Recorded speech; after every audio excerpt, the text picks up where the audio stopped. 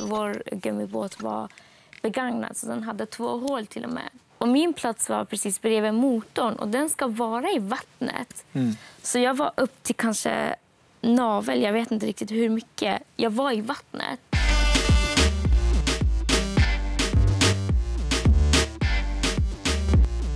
Idag ska vi ju prata om hur det är att fly från ett land och ta sig hela vägen till Sverige. Och ni alla har ju varit med om det på lite olika sätt. Och det första jag undrar är, vilka länder flydde ni ifrån och varför tvingades ni fly? Jag kommer från Afghanistan, så jag flyttade därifrån. Min anledning var att jag var bortgift till en man som jag inte ville vara med. Så jag valde att fly och vara fri istället för att leva med honom, helt enkelt. Och när var det?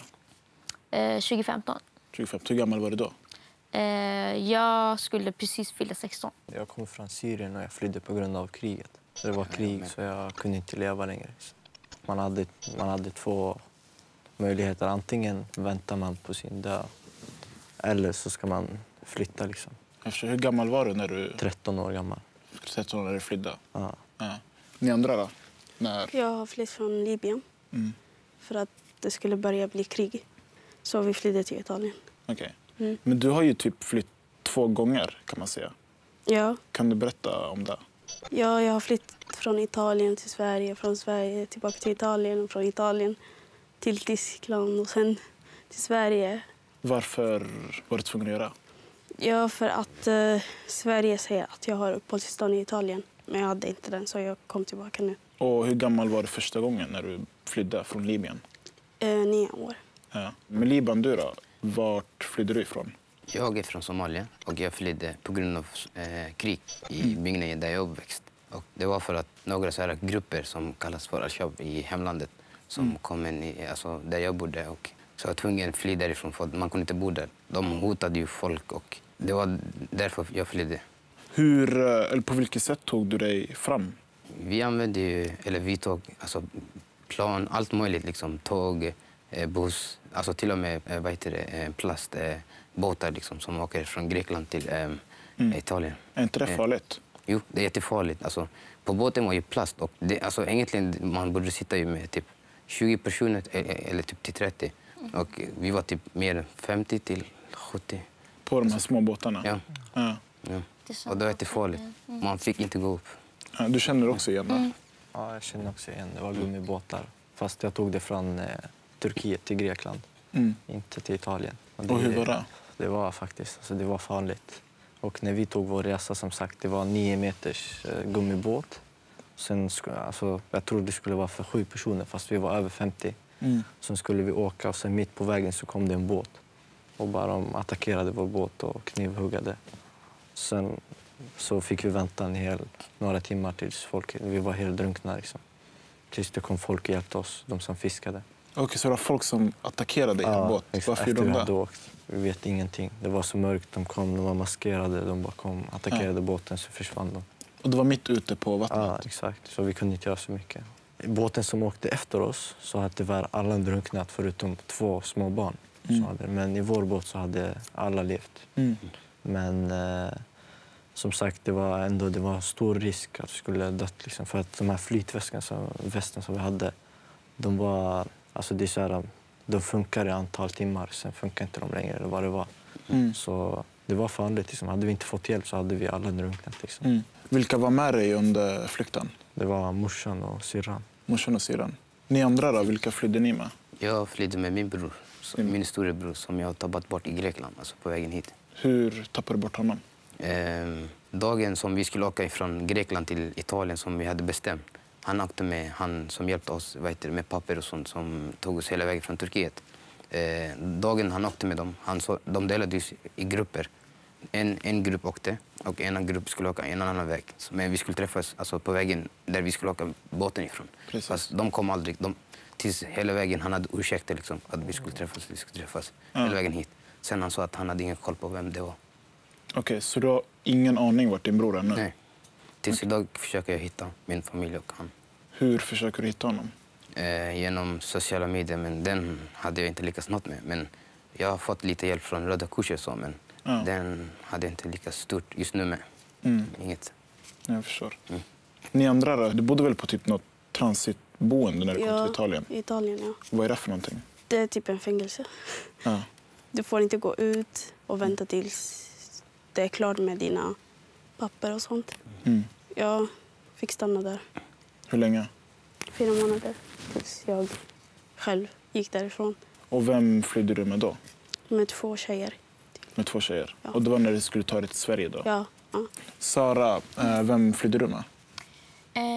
Jag flydde med min familj hela vägen, fast vi blev splittrade på vägen mellan Iran och Turkiet. Det var jag och min pappa och min kusin och min bror som kom över. Men morsan och syrran och min mosters familj lyckades inte komma över. Så apropå gummibåten, jag har också den upplevelsen. Och för mig var det extra hemskt för att jag hade aldrig sett hav och jag kunde inte simma. Så jag såg helt plötsligt jättemycket vatten. Och det var, vår gummibåt var begagnad, så den hade 2 hål till och med. Den var ju typ, den är gjord som du sa för kanske 30-40 personer. Men vi var ungefär 60. Så det finns inte plats tillräckligt att sitta. Och min plats var precis bredvid motorn och den ska vara i vattnet. Så jag var upp till kanske navel, jag vet inte riktigt hur mycket. Jag var i vattnet. Och sen fick jag en sån här stor sår i handen, jag vet inte hur.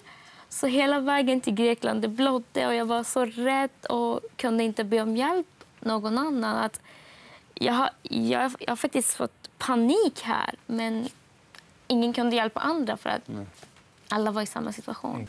Vem var det som körde er båt? Det var någon random person. Liksom. Det fanns ingen... Egentligen så hade vi bestämt med smugglarna att man skulle betala extra så att det blir mindre folk i båten och det skulle vara någon som skulle köra oss dit och allt det här. Men när vi kom på plats så var helt plötsligt över 50 personer som sagt. Och det var 9 meters gummibåt. Och så sa de att man skulle kunna ta med sig lite saker. Men sen helt plötsligt så kommer folk med vapen och bara nu måste ni stänga allting och ni får åka bara själva. Liksom. Sen sa vi vart är för chauffören som ska köra. Så det finns ingen. Så ni får lösa det själva. Så det var någon random person? Ja, så kom någon och sa men jag kan testa. Liksom. Ja. Och så körde han. Liksom. Vad skulle du säga? Det är alltid som en smugglare när man säger att nej, alltså vi är bättre än den andra smugglare. De tar 60-55, jag tar bara 20 personer. Jag tänker alltså moraliskt och så. Fast det finns inget moral där. Nej, men när man kommer på plats så är det typ... Allting handlar om pengar och vapen. Många folk som är på plats, de säger ju i början typ det kommer att ha jätteliten folk, typ 10 styck till 15. När man kommer på plats så är det typ över 50. Det jag kom fram till är vad jag tror är att det finns en huvudsmugglare. Och alla de här som man träffar ute på gatan är det bara de tillhör en och samma person. Fast de tar ju olika priser beroende hur bra de är på att prata och säga saker och ting. Men när vi träffade folk, det fanns folk som betalade typ hälften mindre än vad vi hade betalat. Vissa betalade dubbelt, men det var exakt samma båt, samma resa. Det är olagligt, så allting är tillåten. Och grejen är det som man blir såld till alla smugglarna. Man pratar från början, eller i Afghanistan eller något annat land, att okej, vi åker med dig till Sverige eller till Turkiet. Men i varje gräns blir man såld till en annan smugglare. Så man vet aldrig och har ingen koll vem är vem. Vad var det så här värsta med att vara på flykt? Det finns jättemycket. Allt möjligt. Alltså. Det är... Att man inte känner igen, till exempel jag fick gå hela vägen från Makedonien till Serbien. Jag fick ju gå, liksom. Man gick vilse, liksom. Man vet inte vart är vägen, hur man ska gå. Ska man lita på de här folken när man ska sova som står bredvid? Man ger pengar till en smugglare, man vaknar dagen efter, han har försvunnit. Man träffar ju folk med knivar och säger nu måste ni ha oss pengar, vi är mitt i skog. Och sen blir man tagen av polisen så skickar de dig till startpunkten. Så det blir, sen måste man göra om och om. Ja, att man är tvungen att lämna sitt land som man har bott i. Och man ska gå till ett annat land och börja lära sig nya saker. Och som han sa, bo ute. Alltså vi fick sova ute. Vi visste inte vart vi skulle ta vägen. Så vi fick typ fråga. Vi var rädda, vi hade ingen mat. Så vi gick typ en dag utan mat och sen hittade vi en person och frågade vart kan vi hitta så där eller kan du hjälpa oss med den, vart ska vi sova? Hur är ni andra med så här, mat och vatten? Väldigt svårt kan jag säga. För mig, alltså det gick bra fram till Turkiet. Och sen Turkiet till Grekland var jättedåligt. Men värsta var från Grekland till Sverige. Det fanns ingenting. Alltså man är vid gränsen, man är mitt ingenstans. Och det finns inte toaletten. Jag hade mens också. Så från Grekland till Tyskland hade jag inte gått på toa. Hela vägen. Och hade inte ätit heller någonting. Från Grekland till Tyskland, hur länge var det? 2 veckor. 2 veckor? Åt du ingenting? Nej. Alltså inte nej, men inget mat. De delade typ små påsar som var något ost eller något äpple i eller en bit bröd och så.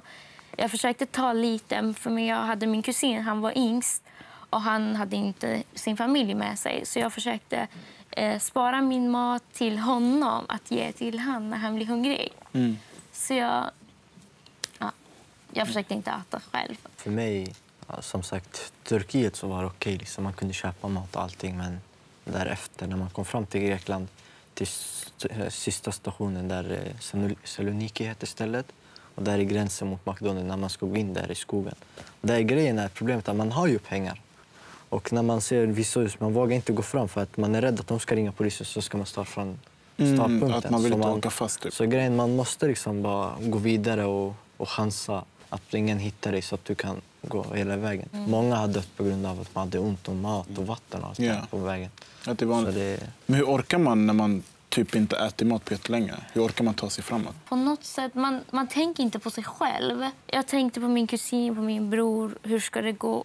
Jag och min bror hade typ en hel resväska i Valenrik som vi hade mat med. Som vi köpte från Turkiet. Fast maten gick expedierat på vägen hit. Liksom. Ja, det hade gått ut sig i datorn. Ja. Så jag tog in ändå äta för att man vågar inte ens som att gå ut i en affär och köpa egen mat.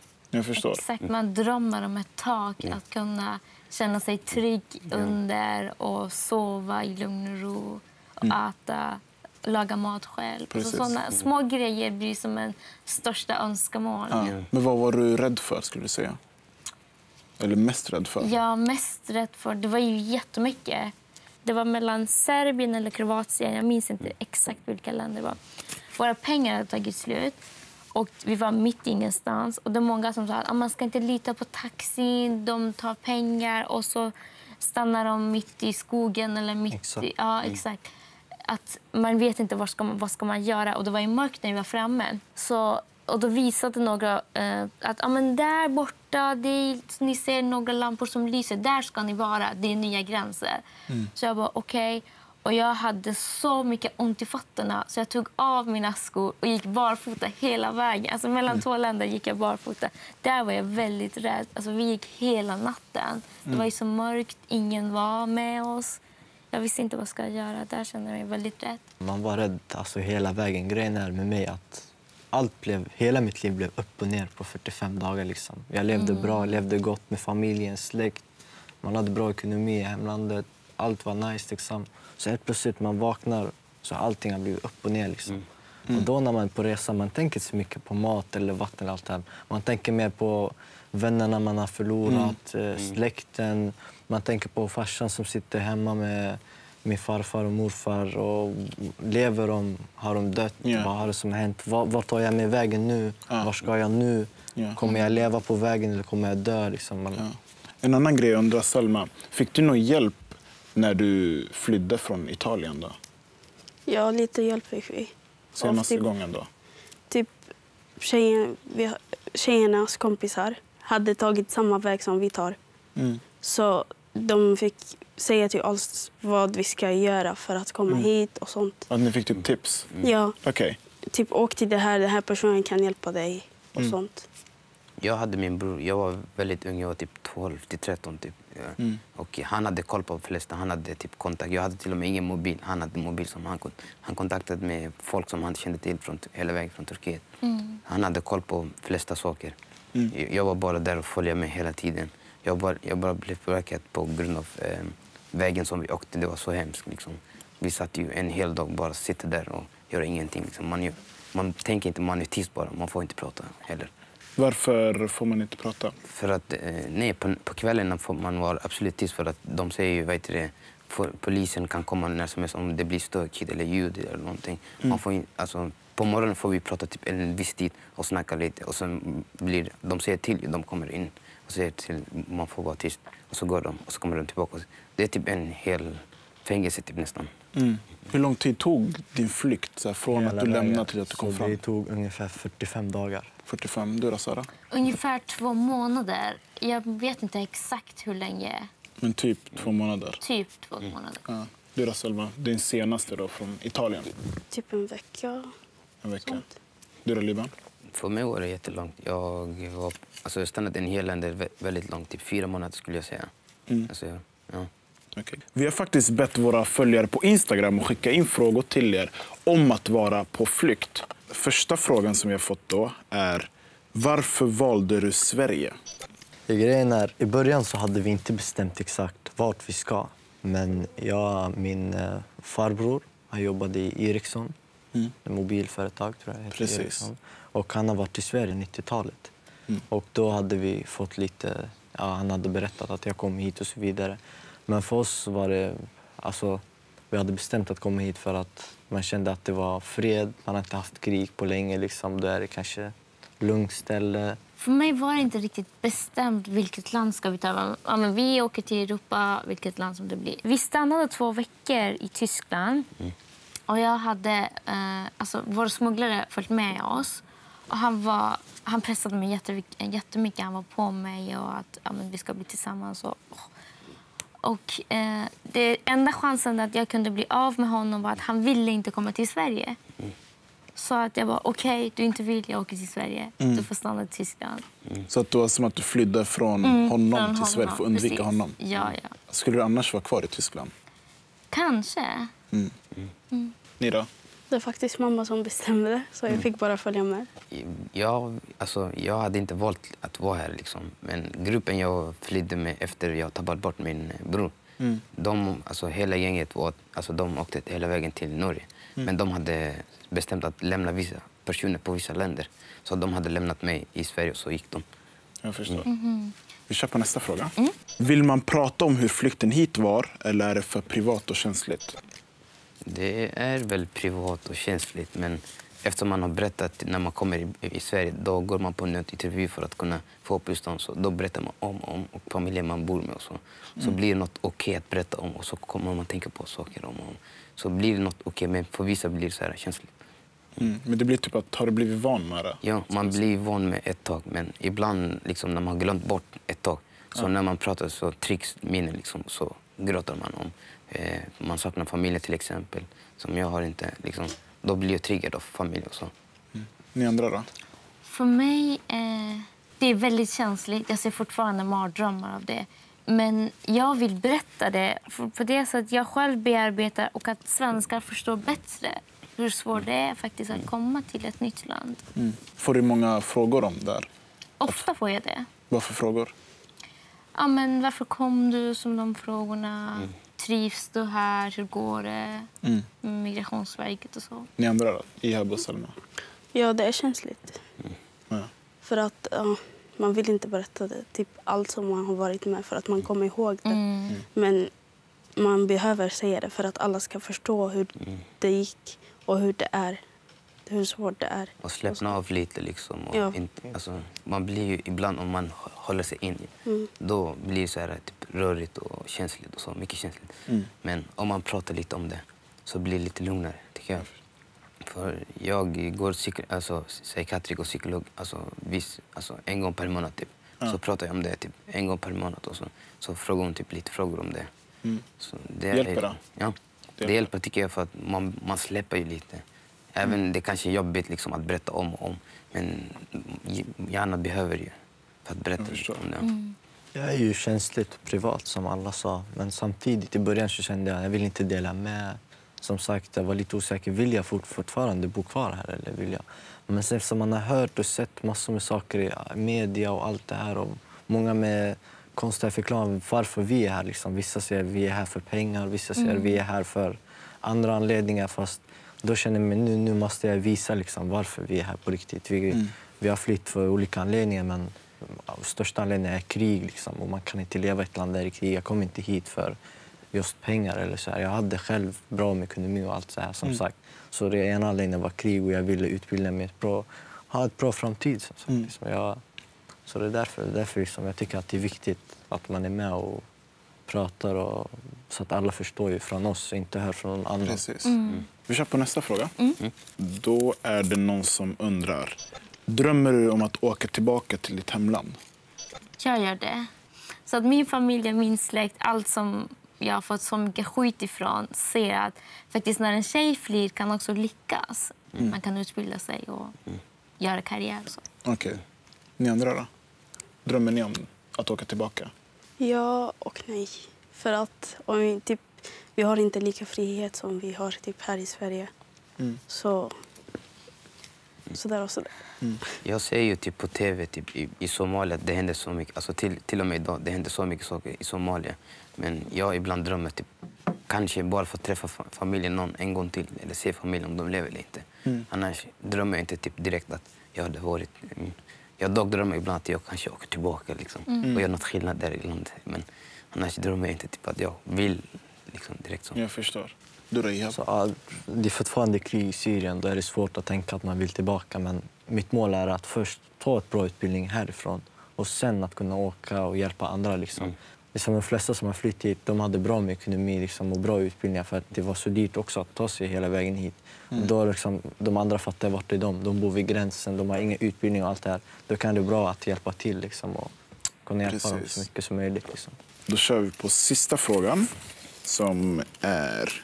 Känner ni att ni blivit bra bemötta av folk i er stad? Jag bodde uppe i norren i början. Nu bor jag i Uppsala. Jag bodde uppe i Järvsö. Och där blev jag... Alltså alla mötte mig. Alla var snälla. Alla var trevliga. Alla försökte hjälpa mig. Liksom jag tackar alla som var där. Från lärare till grannar. Och liksom alla försökte få in oss i samhället. Eller hjälpa oss så mycket som möjligt. Och försöker liksom ta oss till vissa aktiviteter. Prata med oss. Försöka få kontakt. Liksom, det var jättetrevligt. Det var nice, ja. Det var väldigt nice, tycker jag. Sen var det väldigt enkelt att lära sig svenska därför att liksom man hängde så mycket med dem. De var så mycket öppna, så då var det enkelt att kunna lära sig. Så jag tycker att det var väldigt nice. Hur var det för er? Jo, välkommen. Alla försökte typ ta in dig i samhället. Typ prata mycket om saker för att du ska känna dig trygg och sånt. Först jag blev placerad i ett familjehem. Och sen jag började skolan väldigt tidigt sen jag kom i Sverige. Och jag hade en vän som heter Navin. Liksom. Till och med vi kompisar idag. Han har hjälpt mig med massa saker. Liksom. Till och med han har lärt mig cykla och alltså med språket och massa saker. Liksom. Så att jag blev bemotad bra av vänner. Flest vänner. Nice, det var alla tittarfrågor. Så tack till alla er som skickar in. Och glöm inte att följa oss på Instagram så kan ni kanske skicka frågor till nästa inspelning. Men en annan grej jag undrar, så här, på tal om att komma till Sverige. När ni kom hit, minns ni vad det första ni gjorde och första tankarna? Och så? Jag minns det. Det första som hände, vi fick en buss som vi skulle åka eller få skjuts till en liten eller stor sal. Och där, som jag gjorde, min kusin satt bredvid mig och han brukade sova på mitt knä. Och på bussen för första gången somnade jag med lugn och ro. Och där minns jag till och med, jag drömde att jag bär en klänning och då hade jag hijab. Jag bär en klänning och jag är typ mitt i en äng och dansar. Och jag kunde inte dansa heller då. Och det var den största friheten som jag har fortfarande med mig. Skönt, nu kan du slappna av, nu är du i Sverige. Första saken jag sprang direkt och köpte simkort så jag skulle kunna få kontakt med pappa och kolla hur det är, lever de, vad har det hänt, hur mår alla, har det hänt något nytt. Det var det första. Liksom. Fick du tag på dem? Inte i början. Sen efter ett tag, efter någon månad, så fick vi höra att min farfar dog och min morfar mådde inte så bra. Så det är mycket som hände och sen flydde min pappa. Liksom. Ja, men kom din pappa hit? Ja, han kom i augusti. Okay. Jag kom typ i vinterväder liksom, när jag först kom. Jag kunde inte tro att Alltså, jag trodde först jag var på en dröm, liksom, för det var väldigt kallt. Jag har aldrig sett typ snö. Så. Jag trodde jag var på en kylskåp eller någonting först i början. Men sen ansåg jag folk att det var typ ett väldigt kallt land. Det var det först jag minns. Liksom. Men var det nice eller var det inte nice? Nej, Alltså, nej, det var inte nice. Alltså, jag hade inte jacka eller något så här som jag kunde liksom, skydda mig vädret ifrån. Men det var typ något halvbra, halvdålig känsla. Du då, Salma? Och jag minns inte mycket, men när jag kom till Europa så ville jag veta typ vad de gör. Är de samma som oss? Vad har de för skillnad och sånt? Så jag var nyfiken mycket. Ja. Märkte du någonting som typ skilde eller? Deras språk. Språket? Ja. Men efter ni så bestämt er för att stanna här och ni har bestämt att ni vet att Sverige är landet ni kommer bo i. Hur mådde ni då? Vad tänkte ni då? Jag mådde jättedåligt. Ja. Jag försökte ta livet av mig. Jag behövde hjälp och jag fick hjälp. Jag blev placerad på en behandlingshem och där fick jag hjälp. Vad var det som hjälpte dig? Grejen är att på det här boende bara kvinnor jobbade. Och det som hjälpte mig det var den kvinnokraften att kvinnor kan göra skillnad. Kvinnor kan driva ett företag. Så jag fick hjälp att hantera mitt liv och det som hade hänt. I början så vet jag tänkte mycket liksom, på min pappa, på allt som hade hänt. Som sagt, hela mitt liv som gick upp och ner. Så man mådde såklart jättedåligt. Jag satt ibland, skrev det jag tänkte på. Liksom försökte att kunna hitta någon slags lösning. Men sen till slutet när man fick träffa alla de här fina människor. Man träffade min pappa efter jag fick träffa honom. Då kände jag mig så här, jag ska aldrig glömma allt som jag har varit med om. Men samtidigt så vill jag att allt det här ska ge mig en kraft. Till att jag kan göra positiva saker, få ett bra utbildning, få ett bra framtid. Hjälpa de andra så att inte alla hamnar i samma situation. Liksom. Hur mådde ni när ni fick veta att ni skulle vara i Sverige? Jag faktiskt hade ingen problem för att jag var liten så jag tänkte inte på många saker. Ja. Så jag fick kompisar snabbt. Så jag var typ bara, jag vet inte själv, ute kompisar. Så jag tänkte inte på många saker. Men jag har tänkt först på familjen liksom, och min bror till och med tiden. Jag tänkte liksom, något sätt att hitta dem. Det var det jag tänkte på kvällen, dagen, på natten, hela tiden. Liksom, jag mådde dåligt på grund av jag visste inte vart de är, hur de mår, var de befinner sig och så. Men fick ni någon hjälp med såna här tankar? Ja, kurator och sånt. Psykolog? Men de hjälper inte typ, tillräckligt. Alltså, det blir okej för ett visst tid och så får man känslan en gång till. Ja. Det är bara så alltid. Men ni andra, har ni också träffat psykolog eller andra? Ja, det har Jag jag. har inte träffat. Ja, du har inte? Nej. Okay. Jag kände själv att jag vill lösa mina problem liksom, själv. Och känner fortfarande ansvaret liksom, för hela familjen. Men nu i efterhand, tänker ni ofta på er flykt? Ja. På vilket sätt? Man tänker typ i skolan när det blir, inte bara skolan, typ viss tid. Vänner tar upp, hur var det här? Kan du koppla till det här? Kan du relatera till det här? Och så. Då tänker man, och dagen efter, man tänker på den stunden. Liksom. Sen man går hem på kvällen så tänker man, oj, vad har jag gjort förut? Det här och det här. Liksom. Det kommer upp så här känsliga saker som man hade gått igenom förut, men det kommer upp igen. Bara för att man pratat om vissa på skolan. Liksom. Men vad gör du när en sån tanke dyker upp? Hur hanterar du sånt? För mig, den enda typ, lösningen jag hade hittat för det typ, att ta ett nap eller sova. Typ. Då kommer jag upp med något nytt känsla. Liksom. Men det går inte bort. Den finns ju alltid. När man har typ en vän snackar om med sin pappa eller någonting, då trycks minnet. Liksom. Man tänker på sin pappa direkt. Liksom. Det är sånt som finns alltid. Men man blir van med det. Ja. Selma, tänker du ofta på flykten? ja, hur jag tagit mig hit och hur jobbigt det var. Allt möjligt man tänker på. Speciellt på natten. Speciellt på natten? Ja. Hur hanterar du såna tankar? Jag bara tänker på dem. Typ prata med någon annan. Eller bara försöka sova snabbt. För att jag ska inte tänka på sånt. Ja. Man har ju de här tankarna hela tiden och hela vägen. Liksom. Man glömmer aldrig det man har varit med. Och även om man har någonting annat, då brukar man se kanske på tidningar, tv om kriget, så då kommer man ihåg allting. Man saknar ju kompisar, saknar det stället man har bott i, liksom man saknar ju släkten, de vänner man har förlorat, släkten man har förlorat. Man får ju de här tankarna hela tiden. Liksom. Men sista fråga, jag tänker så här, vad skulle ni vilja ge för tips till en person som nyss flytt till Sverige? Vad skulle ni vilja säga till den personen? Integrera, alltså komma in i samhället, alltså lära sig språket. För att annars kan man inte skaffa vänner lätt, liksom. Det är lite svårt. Hur kan man integrera? Har du tips på hur man kan? Alltså gå skolan, då har man klasskamrater. Och sen kanske blir det så, genom klasskamrater kan man träffa flera och så. Eller gå på någon aktivitet, fotboll eller någonting, så skaffar man flera vänner. Känn dig inte utanför. Det är helt okej om du säger fel, det är helt okej om du pratar fel. Det kommer att bli bättre. Glöm aldrig det du har varit med, liksom, för att det är viktigt. För att liksom, du ska veta att du har varit med det här, men nu ska jag börja ett nytt liv och allt det här. Försök göra att allt det här som sagt ger en positiv kraft till att kunna gå vidare. Jobba på det, skaffa vänner, gå på aktiviteter. Försök inte se den dåliga sidan av samhället. Och liksom, träffar du en dålig person så ska du inte säga att alla är dåliga. Liksom. För att alla människor är olika. Liksom. Selma, har du något tips? Som han sa, gå in på samhället, gå till skolan, få liksom kompisar, försök prata med andra. Känn inte dig utanför. Precis. Ja. Bästa. Tack för att ni ville vara med och dela med er av era berättelser. Tack så jättemycket.